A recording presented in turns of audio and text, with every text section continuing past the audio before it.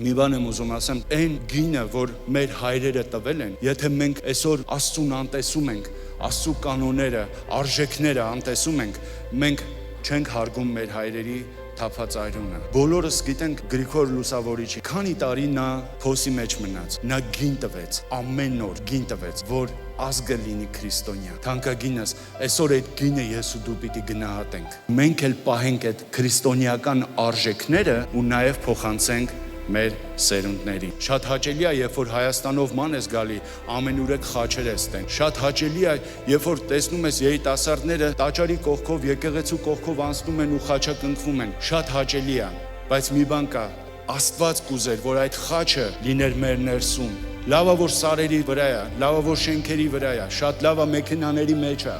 շատ լավ է դա, բայց նաև Տեր Հիսուս ասեց քո խաչը վերցրա, այսինքն ամեն անձս, ամեն մեկս մեր ապրելով մենք ասում ենք, որ մենք քրիստոնյա ենք։ Գիտես, երբ որ ժամանակ է գալիս ու դու պիտի ինչ-որ մեկի վատ բառեր ասես, երբ որ ժամանակ է գալիս, որ պիտի վիրավորես կամ վիրավորվես կամ մանիծես եւ այլը, ու դա չես անում, դու քո սերունդին օրհնություն ես թողում։